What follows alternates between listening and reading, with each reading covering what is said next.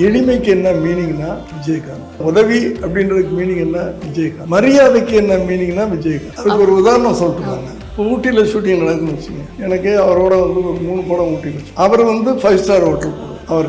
அவருடைய makeup menu touch-up பையன் அவங்களுக்குலாம் சாதாரண சின்ன ஹோட்டல் தான் போடுவோம். அது எல்லா ப்ரொடக்ஷன்லையும் உண்டு. இவர் என்ன பண்ணுவார்னா, ஷூட்டிங் முடிஞ்சு 6 மணிக்கு முடியுது அவுட்டோர் ஷூட்டிங் அப்படின்னா, இந்த டச்சப் பையன் டிரைவரு அந்த செட்டை வேலை செய்வாங்கல்ல, இவங்களே குளிச்சுட்டு ரூமுக்கு வந்துருக்கலாம். இவர் போய் குளிச்சுட்டு, நம்ம 5 ஸ்டார் ஹோட்டலில் பார்த்தீங்கன்னா பெட்டு அவ்வளோ பெருசு இருக்கும் இல்லையா, 7க்கு 6 அப்படித்தானே இருக்கும் பெட்டு. அவர் படுக்கிற பெட்டு அதில் எல்லாரும் சுற்றி உட்காரது. இவர் பக்கத்தில் உட்காந்துருப்பான் டச்சப் பண்ணுறேன்.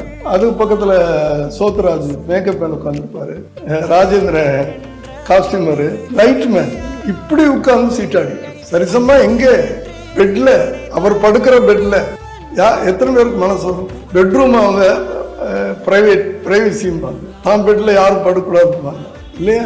ஆனா அந்த பெட்ல இத்தனை பேர் உட்காந்து சீட்டாடலாம். ஒரே உதாரணம், சிம்பிள் சீட். நீங்க கேட்டதே இல்லையா சார் அவர்கிட்ட? நீங்க பார்த்து உங்களுக்கு அப்பவே நானும் அவன் கூட உட்காந்து தானே சீட்டாடுவேன். சீட்டாட கத்துக்கிட்டே தானே, விஜயகாந்த் தானே கத்துக்கிட்டேன். ஆனா நாங்களாம் சீட்டாடி தோத்துக்கிட்டே தான் இருப்போம். அதுக்கு ஒரு காரணம் சொல்லுவேன், அவர் ஒரு நாள் கூட ஜெயிச்சது கிடையாது. அதான் வேடிக்கை. அதில் என்னைக்காவது ஜெயிப்பாரு. யாராவது தூண்டி விட்டேன்னா தோத்துக்கிட்டே இருக்கிறீங்க அப்படின்னு கேட்டாடா அப்படின்னு அடுத்த ஆட்டம் ஜெயிப்பாரு.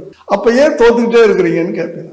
சும்மா கொடுத்தா தானம் ஆயிடாது. தோத்துக்கிட்டே இருந்து கொடுத்துக்கிட்டே பண்ணுறது. அவன் ஜெயிக்கிறானா அவனுக்கு கொடுக்குறான், அவன் ஜெயிக்கிறானா இவனுக்கு கொடுக்குறான். நன்றிக்கு இன்னொரு சாட்சி என்னன்னா, பெரியண்ணான ஒரு படம். அவற்றை பல காலமாக டச்சப்புக்கு வந்தார், எஸ்கே சுப்பையான்னு சொல்லிட்டு கேள்விப்பட்டிருப்பீங்க. அப்புறம் டிரைவராக மாறினார். பல காலங்கள் டிரைவராக இருந்து அதுக்கப்புறம் அவர்கிட்ட ஏதோ ஒரு மிஸ் அண்டர்ஸ்டாண்டிங்ல நிற்கிறார். ஆனால் நின்ன பிறகு அவனை ரொம்ப எங்கே பார்த்தாலும் அவன் நல்லா இருக்கணும் பாரு. அவர் போய் விஜய்கிட்ட எனக்கு ஒரு படம் பண்ணி கொடுங்கன்னு. அப்போ ஒரு எஸ்எஸ்சி பண்ண சொல்கிறா. எஸ்எஸ்சி பண்ணால் தான் உனக்கு ஏதாவது லாபம் கிடைக்கும் அப்படின்னு சொல்லிட்டு நானும் எஸ்கே சுப்பையாவும் பார்ட்னராக சேர்ந்து அந்த படம் பண்ணோம். அவனுக்காக பண்ண படம். ஒரு ஹீரோ, அதுக்கு சம்பளமே வாங்கல. அதுதான் வேடிக்கை. இப்போ நான் குரு என்கிட்ட சம்பளம் வாங்கல அப்படின்னு சொல்றது அதுக்கு ஒரு மீனிங்ஃபுல் இருக்கு. அவனுக்கு ஹெல்ப் பண்ணணும். இதே மாதிரி என்ன விஜய் சார் படம் பண்ணுங்க, முடிஞ்ச உடனே என்ன பார்த்துக்கலாம், அது என்னன்னு பார்த்து முடிஞ்சு போச்சு. பெரிய வியாபாரம், இவ்வளோ லாபம் வந்துருச்சு அப்படின்னு போய் சொல்கிறேன். கையில் கொடுக்காதீங்க, அவனுக்கு வீடு வாங்கி கொடுத்துருங்க அப்படின்றாரு. பணத்தை கையில் கொடுக்காதீங்க, அங்கே நான் செலவு பண்ணிடுவான், வீடு வாங்கி கொடுத்துருங்க. அந்த அந்த அந்த இதில் கூட தன்ட்ட வேலை செஞ்சவன் நல்லா இருக்கணும்.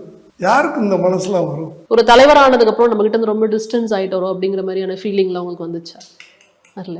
நடிகர் சங்க தலைவர் ஆனாரு, ஒரு கட்சிக்கு தலைவர் ஆனாரு. அப்போ கூட நான் உள்ள போனா எந்திரிச்சு நின்று சார் அப்படின்னு கேட்டு பிடிப்பேன். அதான் நான் நேற்று முந்தா நாள் யார்கிட்டையும் சொல்லும்போது, gratitude, what's the meaning of gratitude? நீங்க ஆரம்பத்தில் பார்த்தப்ப எப்படி இருந்தாரோ கடைசி வரைக்கும் அதே மாதிரி. கிராட்டிடியூடுக்கு என்ன மீனிங்னா விஜயகாந்த். எளிமைக்கு என்ன மீனிங்னா விஜயகாந்த். உதவி அப்படின்றதுக்கு மீனிங் என்ன விஜயகாந்த். மரியாதைக்கு என்ன மீனிங்னா விஜயகாந்த்.